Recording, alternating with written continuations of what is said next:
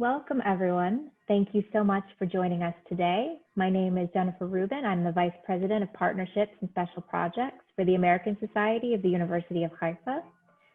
Today, we will be discussing the psychological and physiological impacts of COVID-19 on elections. There are innumerable stressors and yet undetermined factors as a result of the pandemic that are impacting all aspects of life, including how we filter information and make important decisions. There's a lot to unpack with what some of these implications might mean for voter behavior and the longer term effects of the upcoming US election. We are very fortunate to have Dr. ELI SOMER and Dr. WAISMEL-MANOR with us to help sort it all out. Dr. SOMER is Professor Emeritus of Clinical Psychology in the School of Social Work at University of Haifa and an expert in psychological stress. He's the former president of both the European Society for Trauma and Dissociation and the International Society for the Study of Trauma and Dissociation, as well as the founder of Trauma and Dissociation Israel. Dr. SOMER was twice selected in the Maariv survey as one of the 10 best clinical psychologists in Israel. Dr. ISRAEL WAISMEL-MANOR is the chair of the Government and Political Theory Department in the School of Political Science at University of Haifa. His research focuses on political attitude formation and its effects on voting behavior. He's currently exploring the ways in which nonverbal communication, physiological stress, institutional settings, and new media influence political preferences and behavior. We're also joined by Jake Sharfman, our partner, colleague, and founding member of J-Cubed PR, who will be moderating. Jake, I'm going to turn things over to you. Thank you so much, Jen, and thanks to all our guests tuning in from around the world, and of course a big thank you to Dr. SOMER and Dr. WAISMEL-MANOR. We will be opening up the conversation to questions from the audience at the end, which you can submit using the Q&A button at the bottom of your Zoom screen, and we'll hope to get to all the questions that we have time for. So Dr. SOMER, we'll start with some questions for you. Off the bat, we're approaching 8 months now since the World Health Organization declared COVID-19 a public health emergency of international concern. Can you explain how the psychological effects of COVID-19 have become such an integral part of our lives and any additional implications this may have over an even more extended period of time? Well, as we discussed before we started this webinar, these are absolutely extraordinary times that call for extensive, immediate, ongoing stress research, and we are indeed engaged in such research. What I would say first in response to your question is that we all operate, when we are mentally well, under some basic assumptions that everything is going to be okay. These kind of basic assumptions allow us to disregard or deny in a healthy way all the many possible threats that are facing us. Diseases, car accidents, we can all get hurt at any time, but we don't think about it when we are well and not anxious. Currently, the basic premise of safety that is associated with regular socializing and normal life, the basic premise, the basic assumption of safety is being violated. And when basic assumptions of safety are violated, and when people can no longer assume that everything is going to be okay, anxiety develops. So now the basic assumptions must be someone might get hurt or suffer some unwanted consequence, might get hurt economically or health-wise. And indeed, the published research that is coming out very quickly on mental health under COVID shows exactly that. People are also deprived of their leisure and cultural activities. We can no longer go to museums, to concerts, to the opera, to restaurants, to fitness centers. We can no longer travel normally, stay in hotels. All these are restricting our lives for 8 months now. And this causes elevated boredom and depression. And the isolation causes stimulus deprivation, or what you would call in America, in North America, cabin fever. So social isolation and stimulus deprivation also promotes depression. And we see that. The data that we are collecting already shows that. There's also forced intimacy. People need to live for a prolonged period of times in close quarters with partners, with family members that we normally see only for a few hours or even less than that per day.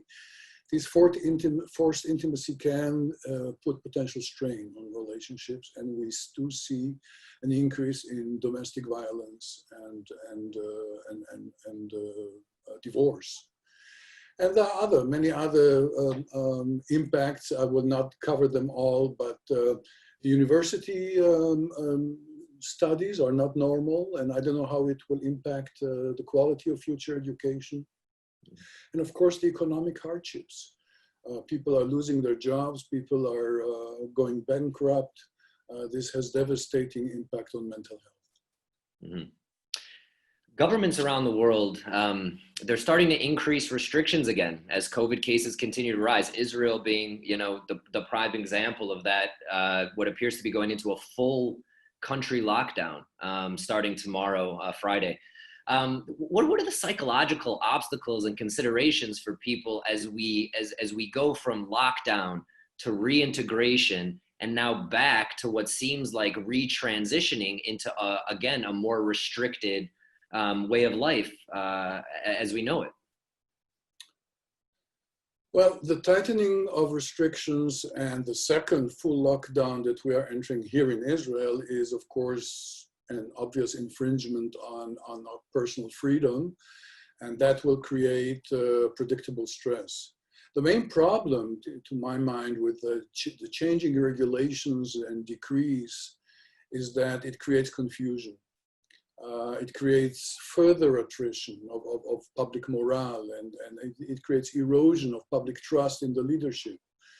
What we're witnessing in both our respective countries, the United States and Israel, to my mind, is a chaotic management of this strategic threat, these frequently changing and sometimes contradicting policies that we see, and ineffective or an absent enforcement of these policies. Disagreements among and between politicians and epidemiologists about the optimal course of action. All this raises doubts about the validity of any imposed restriction. And the inevitable outcome could be compromised compliance or non-compliance, as indeed we do see in both countries. So, but let me tie this with the political situation. Our respective countries are led by two embattled leaders who seem, at least to me as an onlooker, to mismanage the crisis. One is indicted with 3 criminal accusations in our country. The other is facing elections with poor approval rating and polls that seem to favor his opponent. So they both must deny the gravity of the crisis unfolding on their watch, and both indeed do it by gaslighting. Now, what is gaslighting? Gaslighting is a typical rhetoric used by perpetrators, and that's my field of expertise, when they've been accused of bad behavior. I'm borrowing again from my area of clinical psychology. So let me briefly describe this rhetorical strategy that characterizes abusive people. First, they would deny that the situation is serious and that they have mismanaged it or misbehaved. I never said that. I did not order this. We're doing well compared to others. The deny stage is where gaslighting starts to come into play, with a person often trying to simply deny someone else's lived reality. No, these numbers are inflated. We're actually doing better. The poor have been the least affected by this economic crisis. This is something a Knesset member said today. Or some of our hospitals might be overburdened, but our situation is not as bad as it is elsewhere, so we're doing fairly well. Then there is the attack bit. This is when the accused abuser turns around the criticism to focus blame on those calling them out, or some other scapegoat, the radical left, China, you name it. So a leader called out by someone on Twitter, in the parliament, or during a demonstration, he then goes into attack mode by accusing the protesters of being liars, being politically motivated, or bitter and jealous, and proceeds by offering alternative facts. And finally, the gaslighting is characterized by reverse victim and offender. This is where things get sneaky and subtle. Suddenly, the accused person will turn things around and say, actually, they're not guilty of doing something terrible. In fact, they are the ones being treated poorly. It is the protesters who are spreading the virus. It is the complainers who demoralize the nation by spreading false news because of some dark motives. It is at that point that the conspiracy theories can be introduced. And in this stage, you might see someone introduce their own alleged trauma as an excuse or a distraction tactics. They'll respond to accusation of racism, for example, by telling a story about how they, their ancestors, or their family members have faced discrimination, or how they are being mistreated currently by the fake news media or by their opponents. Or they might focus on how they feel bullied by the accusations, so those listening to them might actually feel some empathy. So, and another strategy that I suggest the viewers should follow is the tendency at this point also to blame a scapegoat and rallying the voters against a third party, a made-up enemy, which reminds me 80 years ago that happened to us, the Jewish people. Nowadays, it can be the Chinese who have sent us the China virus, or the leftist anarchists who want to topple the democratically elected prime minister by spreading the disease because the chaos serves them well. This is also something that was mentioned this morning by Knesset members from the right here. The acronym of this mode of rhetoric is called DARVO. Deny, attack, reverse victim and offender, and is the work of a colleague of mine in the United States, Jennifer Fry. So that's a long answer to a short question, sorry. That's okay, it's insightful. The nature of the pandemic, it can be stressful no matter where you are and who you are. But in the US, I feel like it's, it's a nation that's maneuvering additional COVID, non-COVID charged political and social issues. I mean, how might COVID impact the mental health and the decision-making of American citizens as we lead up to this, to this US election on November 3? Well, you're asking me here a question that's a little bit out of my field of expertise, but under economic and mortal threat like we are under, in an environment that is characterized by anomaly, by confusion, by chaos, people need decent, trustworthy leadership to provide them with hope. And also to point where there's chaos, people need a leader, a parental figure, if you will, to point to the way out of the crisis. So it is a short, I said parental figure because you can sense the clinical psychologist in me. It is a sort of a regress state that we're all in. We are anxious, we're threatened, and we don't understand what is the best protection. The rules have changed. It's a changed world. What coping policy is the best to be employed? We don't know. So we naturally turn to the authority figures, to our leaders. But what happens when the leaders seem unreliable? For example, by contradicting policies laid out by scientific advisors that they have appointed, or by showing no exemplary role model behaviors advocated by their own top experts. For example, that by not wearing masks or not keeping a social distance. What happens then? The result, to my mind, is again an inevitable damage to national morale and to the mental health of so many. So what would the impact on voters' opinion be in the face of this kind of leadership? It's difficult to tell. People react differently to populist leaders and to their propaganda. And many potential voters can see through the rhetoric, I think, and identify the persuading messages for what they are, but others can be swayed by populist leaders' charisma, by the simplistic sound bites that portray complex situations, a battle of good versus evil. So I think it is difficult to predict.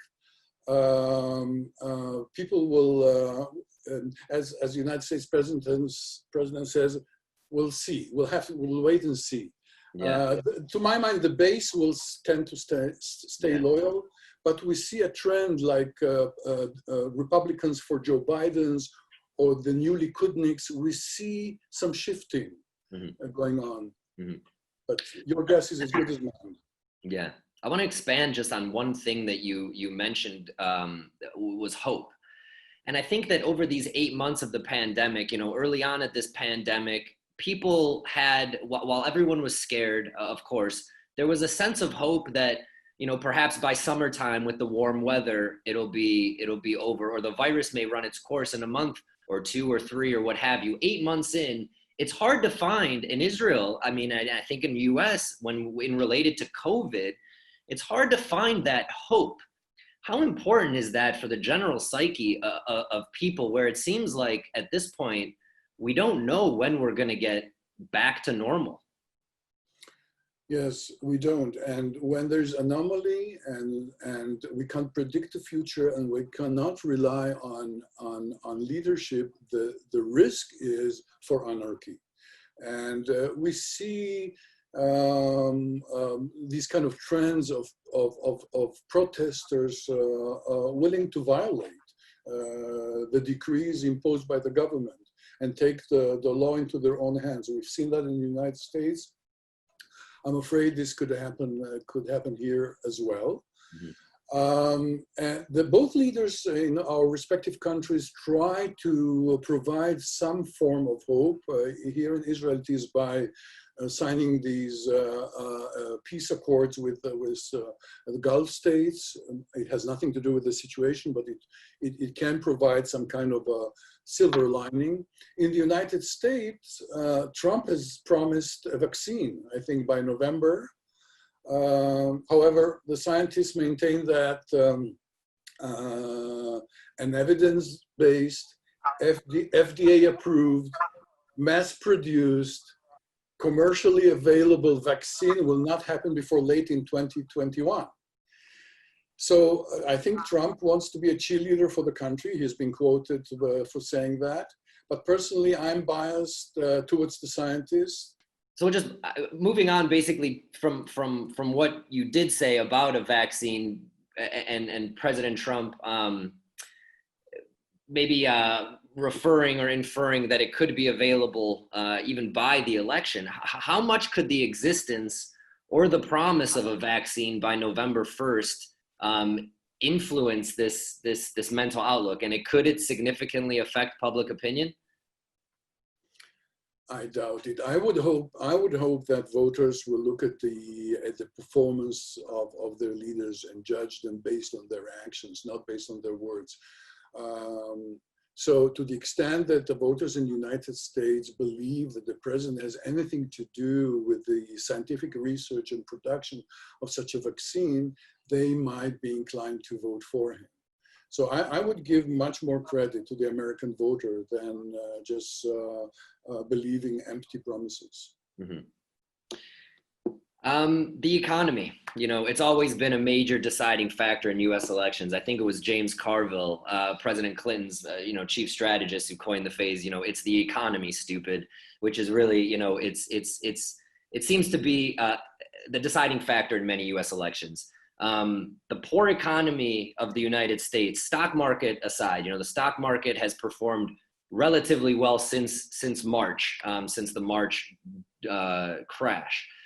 But how might this poor economy contribute to the mental health of those in America? And from a psychological point of view, like how do you think it could affect the way they vote on November 3? Losing your source of income and or being fired, being unemployed is a well-established major risk factor for in mental health. just remember the wave of suicides in the United States during the Big Depression.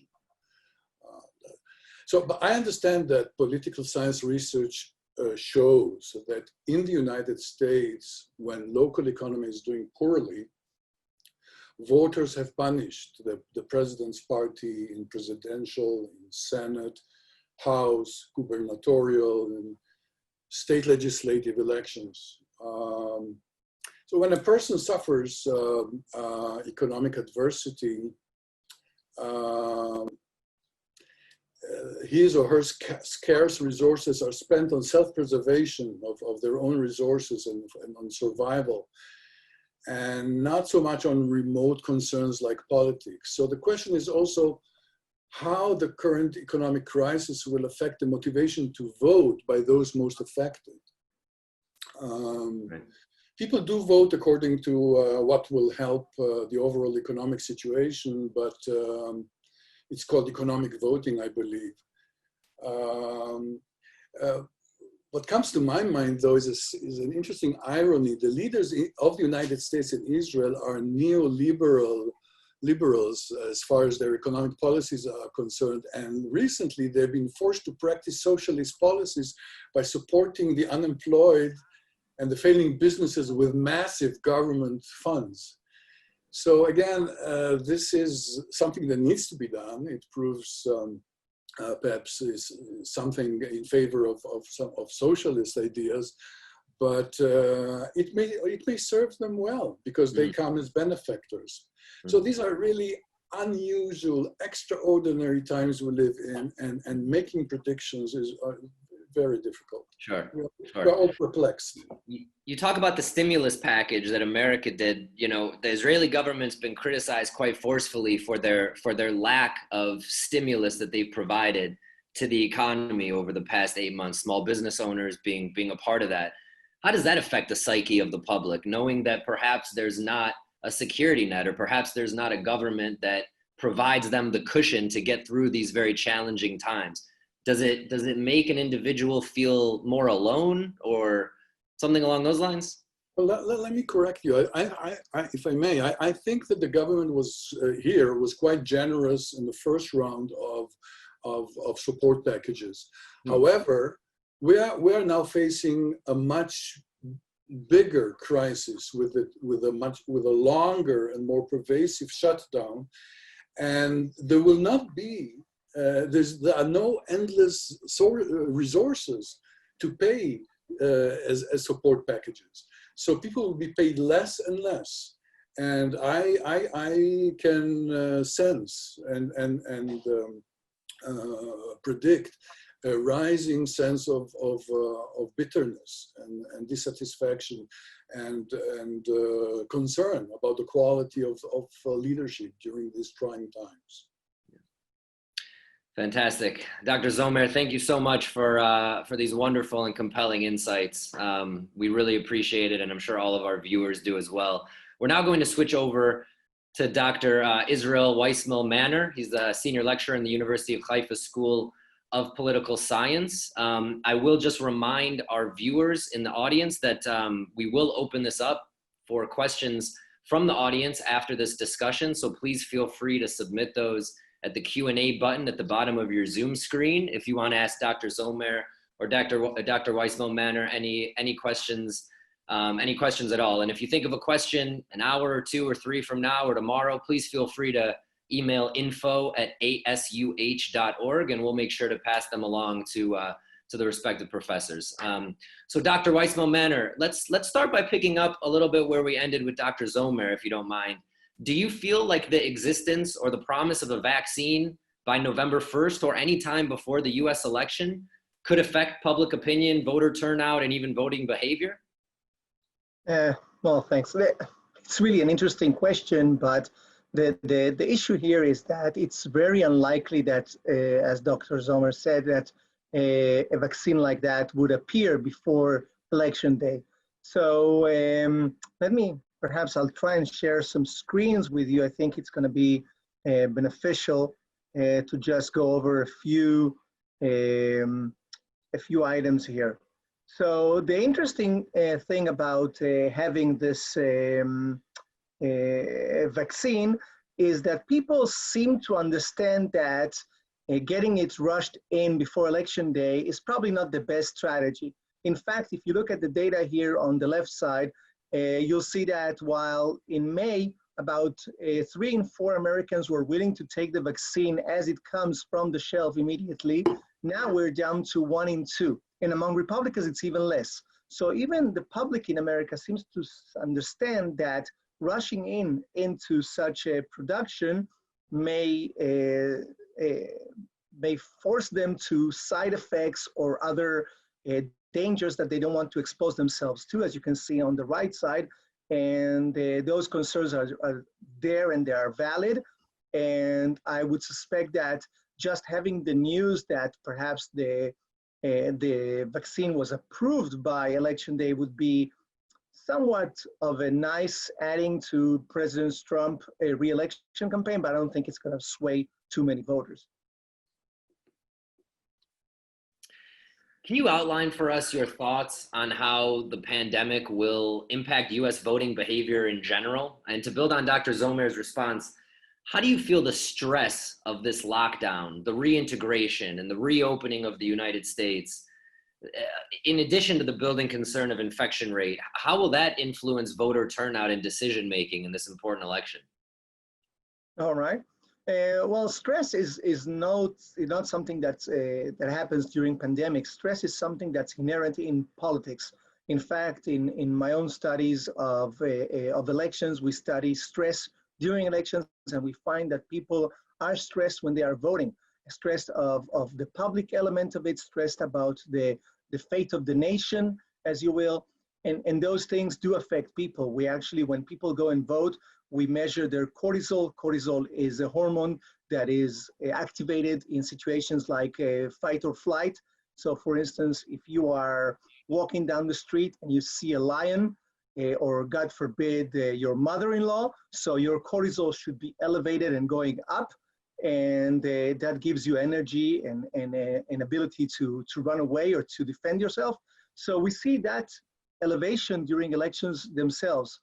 And when you add to that component elections, we don't really know for certain, because there's no precedent like this election, of how it will affect eventual turnout.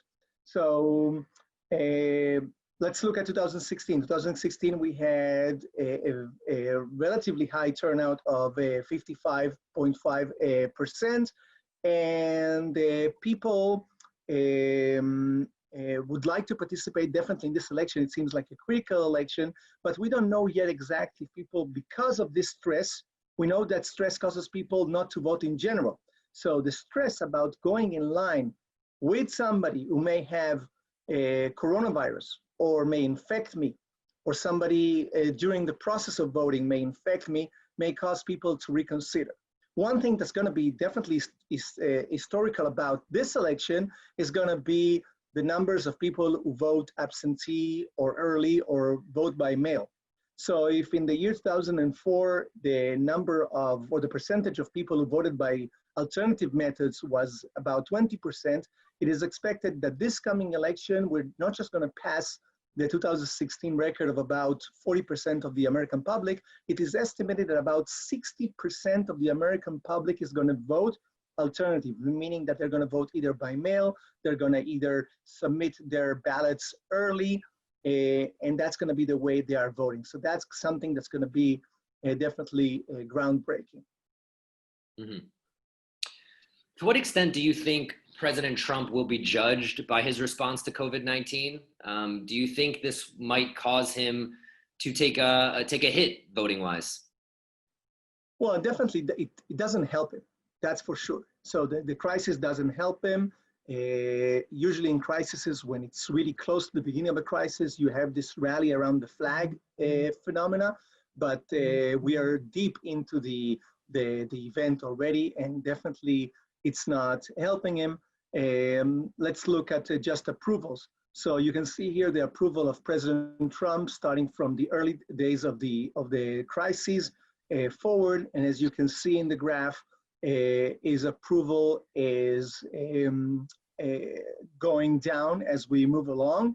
Definitely it's not going to tank further much more because he has his base and supporters, but it's definitely taking a hit. But for sure, this is not something that will continue forever. And he would definitely pay for this.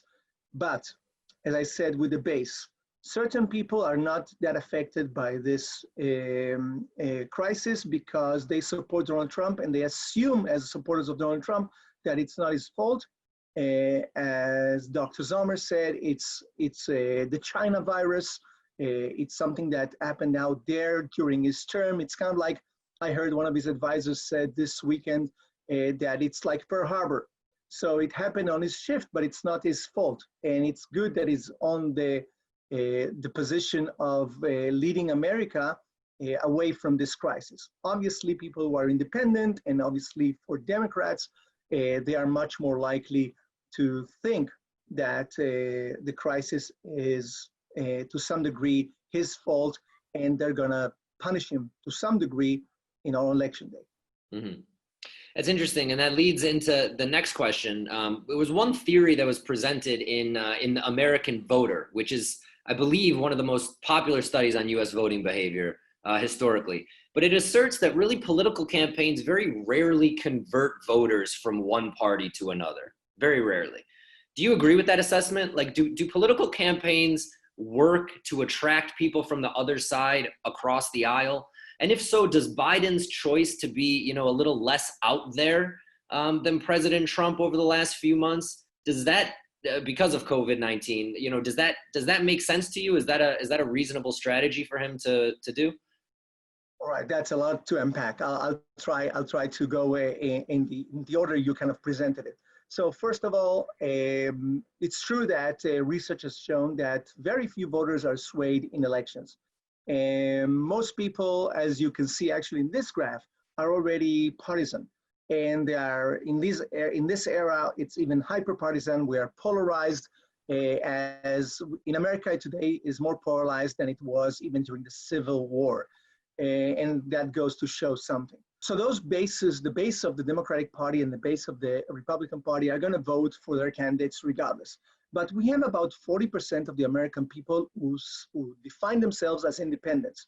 And these people have no party loyalty, and they are more willing than others to switch parties if they deem the candidate coming to be somebody who's worth of their vote.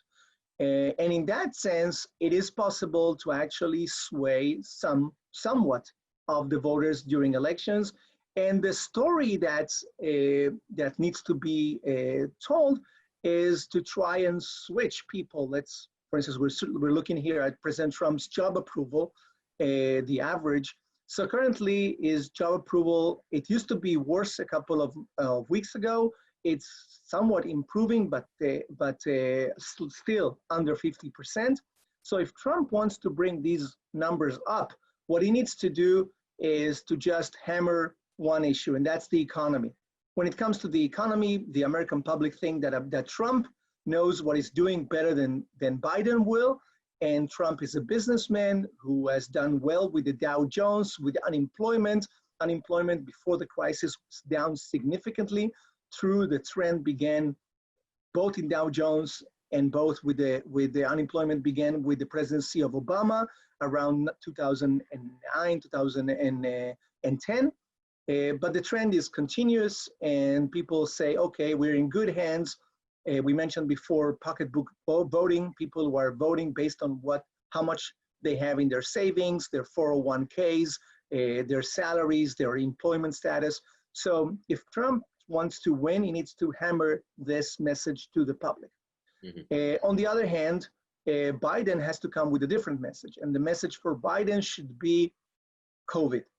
So Corona from dawn to dusk should be the issue that he hammers home, and he should make the case that while Trump always says that America is winning, that America is doing better than average, that he's going to make America great again, actually the only thing according to Biden, that is going great for America is the great number of people who lost their lives, the great number of people who lost their occupation, the great number of people who are sick or lost their savings because they paid bills to recover from COVID-19. So if you can see here on the left side is the share of the population of the US versus the world, which is a tiny fraction of the US, of the total world population.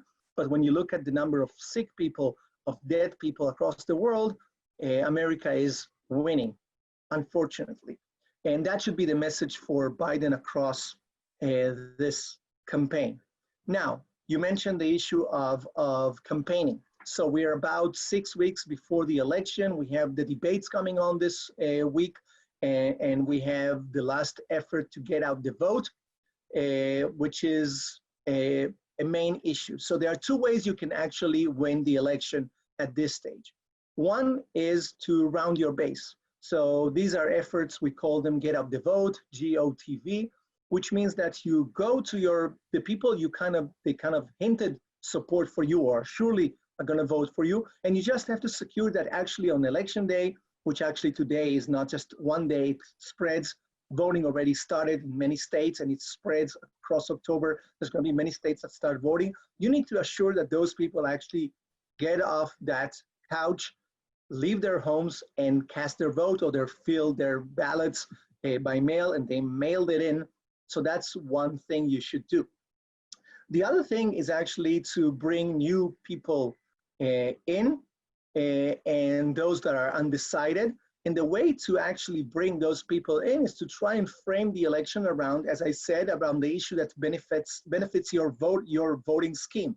So if you're Trump, you want the media to cover from dawn to dusk. You want them to cover the economy, how many jobs were gained since the beginning of the crisis, and how people are doing better, the relief funds that people got, how much money they got from the government to help them recover. So that's one thing. So when they go and vote, or when they're filling their ballots already by mail, they're thinking, the economy is rebounding. Who's in charge of the economy? It's President Trump. President Trump is my friend, is helping me.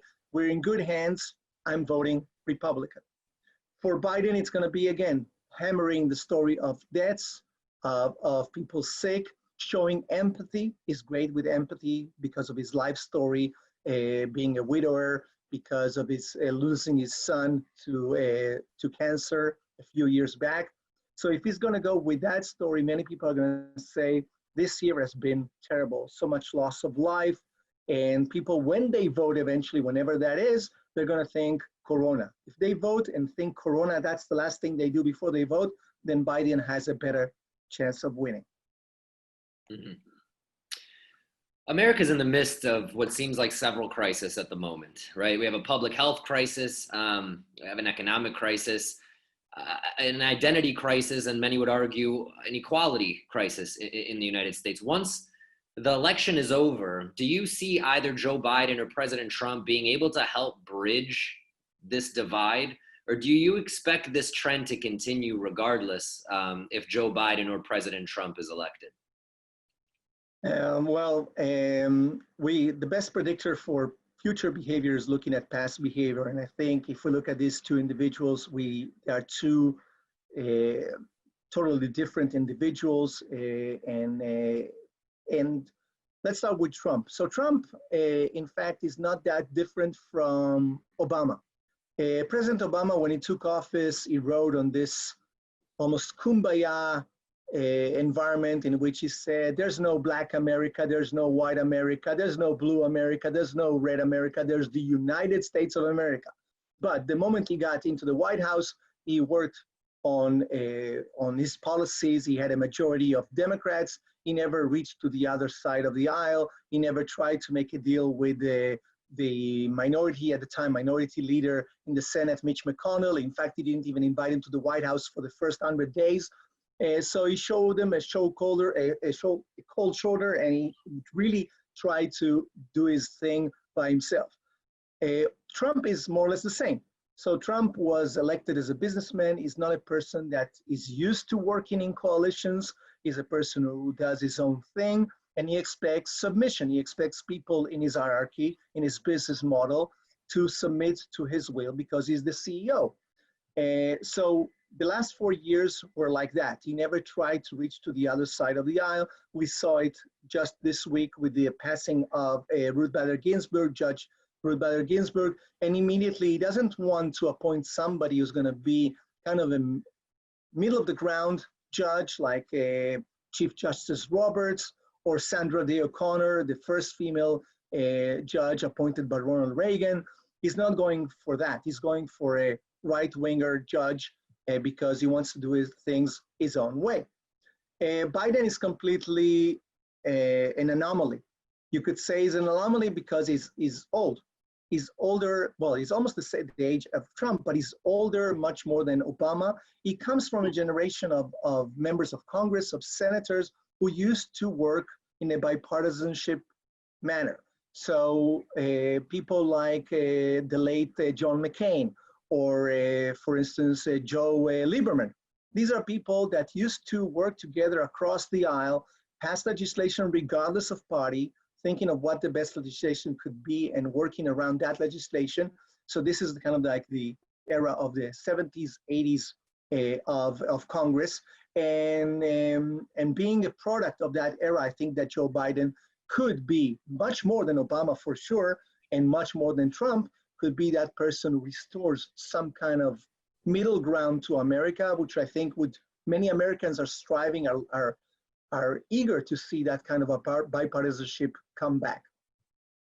Yeah, I would agree. I would agree with you that I think a lot of Americans are hungry for that. You know, it seems like partisanship is such a force to be reckoned with these days. I'm curious to know, in your estimation, like when was the last time in U.S. politics that we had a good example of bipartisanship? It could be an administration or a president or even an era, but it seems like a lot of Americans are hungry to get back to that bipartisanship. But on the other hand, it seems like it's been a long time since we've seen a good example of bipartisanship. So I'm interested to know from you, like when would be the last example that you can really think of a true model of bipartisanship and working together?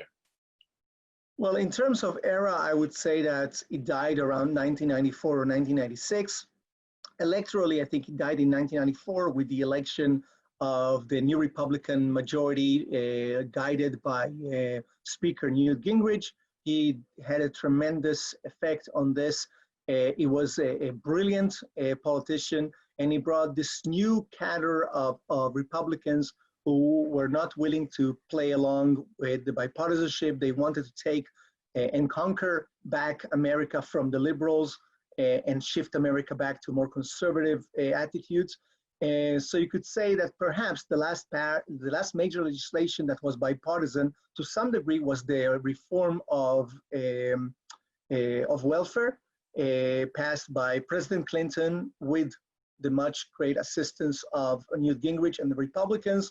And actually, it was Clinton, Bill Clinton, who was the first president since Roosevelt that cut something from the New Deal. Reagan didn't touch the New Deal. He said many things against the New Deal, but he never touched it. Bush never did anything against the New Deal. Nixon didn't do anything against the New Deal. It was actually Bill Clinton with Newt Gingrich that cut social welfare programs. And if we go to kind of like perhaps the relic of something that kind of survived of bipartisanship, it was the McCain-Feingold bill to reform campaign finance, to have less corruption in government and more control of contributions, stop the power of big business, of big unions. Unfortunately, the Supreme Court ruled against that law, dismantling much of its provisions. And we can say that with it, much of the bipartisanship spirit died. It's very interesting, very interesting. Last question, the pandemic has been politicized across the US and arguably in other countries around the world as well. Who do you feel are the major demographic groups or states at play here that each candidate must secure in order to win? Okay, in terms of demographics, I know that the media always loves to do analysis by groups. So if you get enough Latinos, if you get enough African Americans, if the Jewish vote will go for you. But it's kind of funny because for the same thing you could say, oh, if all the redheads were to vote for Biden because they're Irish originally and they're Catholic, or if all, I don't know, the Teamsters, where there are 3.5 million Teamsters, drivers of trucks, there's 3.5 million Teamsters, and if only somebody would tell them how to vote, they could win the election.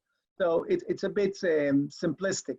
True that there are certain demographics that tend to vote a certain way. So most American Jews, for instance, tend to vote Democratic unless they are conservative, unless they are Orthodox or ultra-Orthodox that tend to vote more Republican. Most Latinos vote Democratic unless they are very hardcore Catholic, and then there's a more tendency to vote Republican. If they are older generation of Cubans, they tend to vote more Republican. If they are new generation of Cubans, they may be more inclined to vote Democratic. So those are the key elements. But the best predictor, perhaps, to see the best measure to see where candidates are spending or believe that they can make a difference is to see where they put their money. And when you look at where the candidates right now are spending their money and putting their money, it's basically very few states. So there are about 14 states that are in play across the United States. But really, if you look at follow the money and you look at how much they're spending right now, 85% of all the money in the campaign right now is going to only 6 states of the 50 states in the United States. And those states are Florida, they're Pennsylvania, Michigan, North Carolina, Wisconsin, and Arizona. So those are the states. So those are the demographics. Those are the people that the campaign cares about.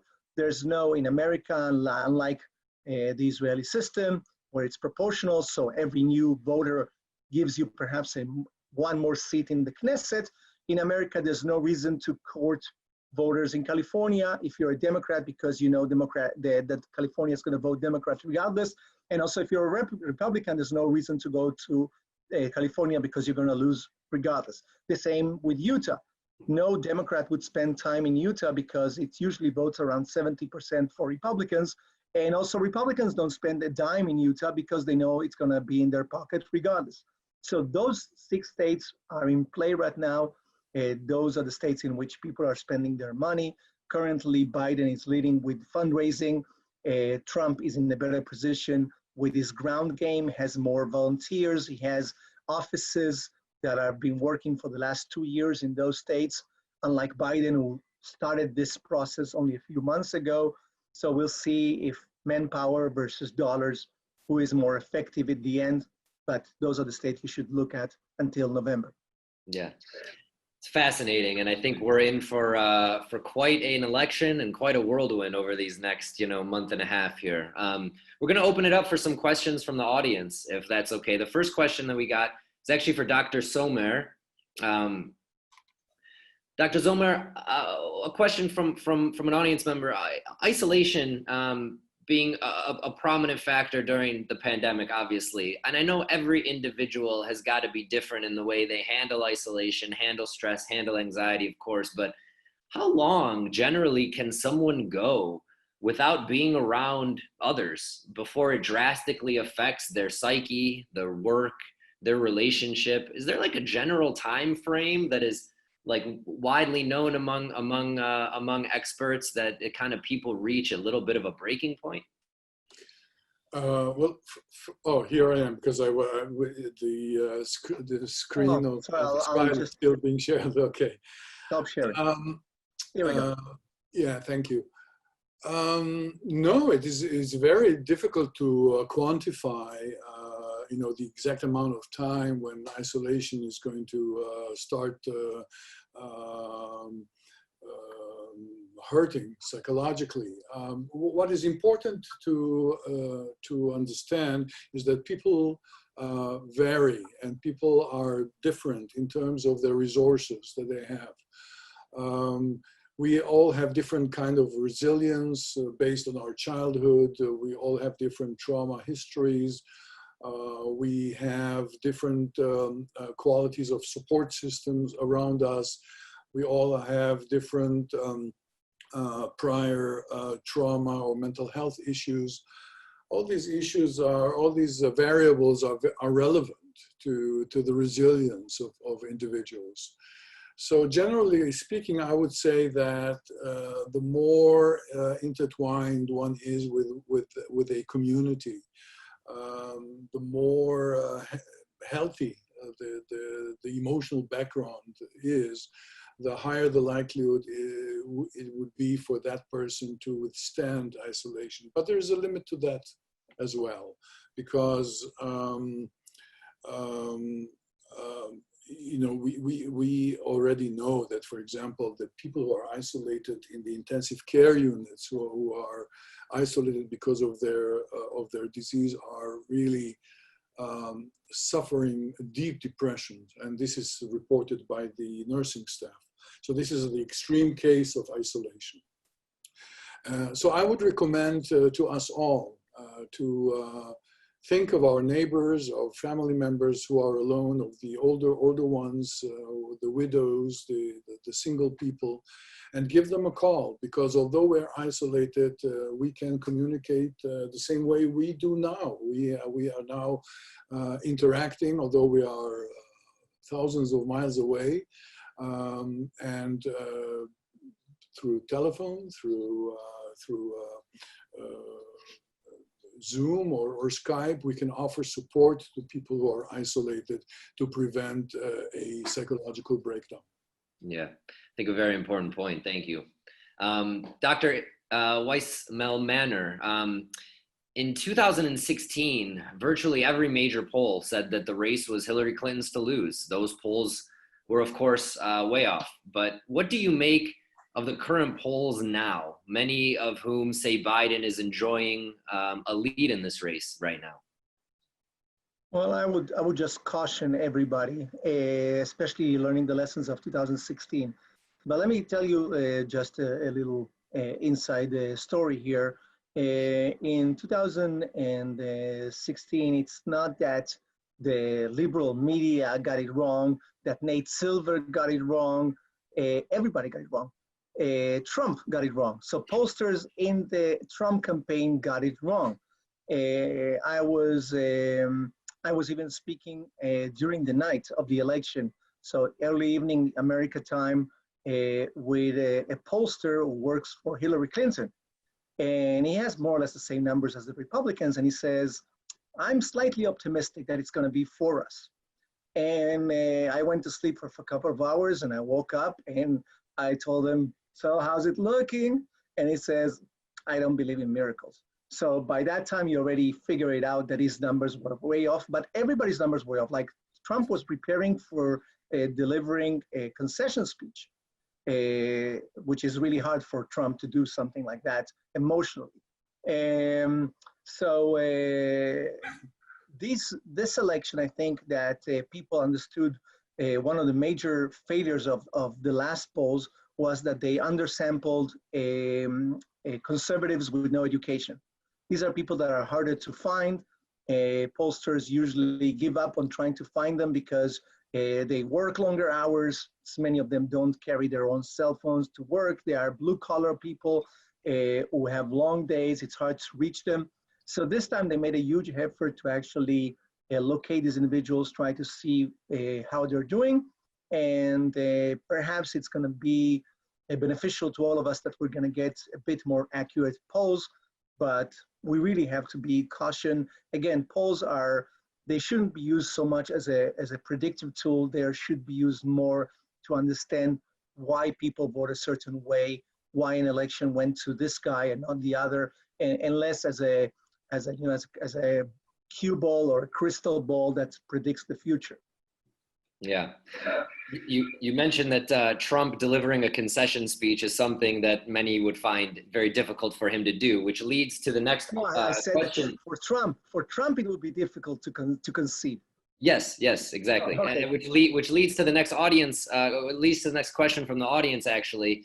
The president has hinted, and perhaps some of his critics have asserted, that if he does lose in November, perhaps those results will be brought into question, and he might not leave the office so easily, I guess, for lack of better words. Is this even possible? I think a lot of people are wondering, is the transition of power something that we can mess with?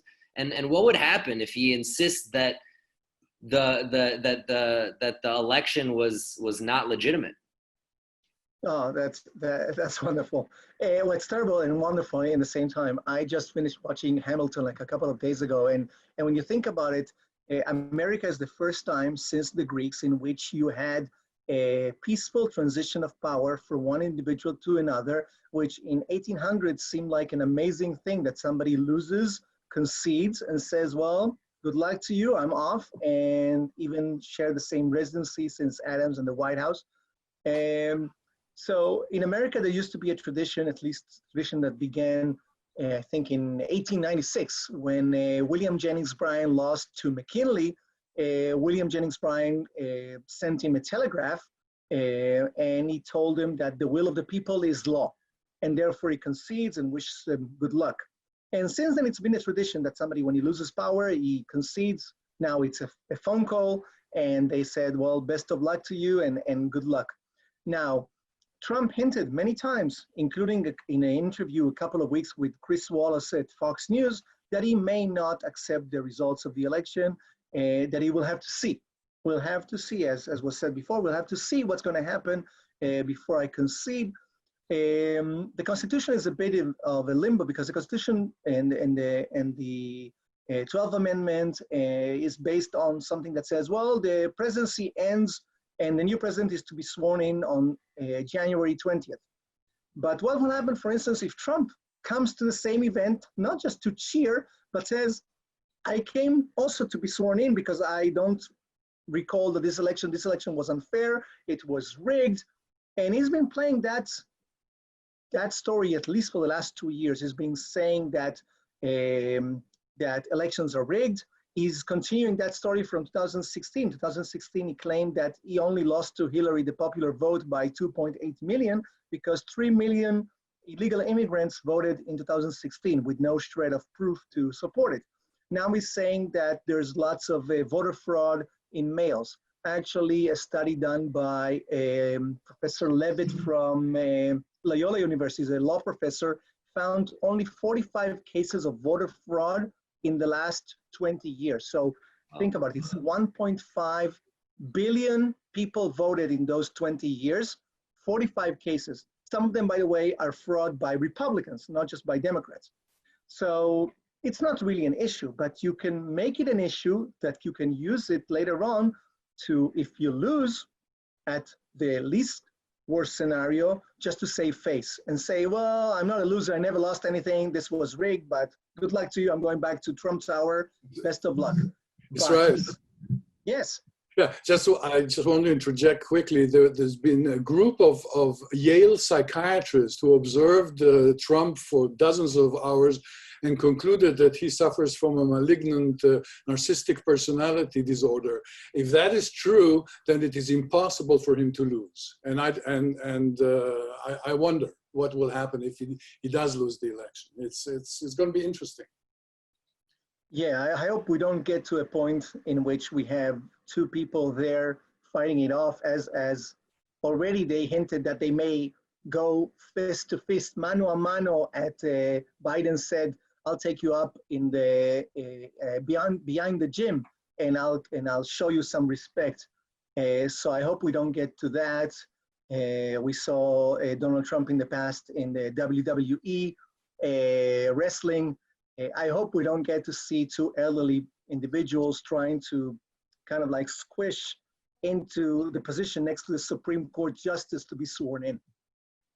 Yeah, it certainly is an interesting time in American politics. There's no doubt about that. And we'll all be watching closely to see how this all plays out. I'd like to thank you both so much for joining us. It's been a pleasure.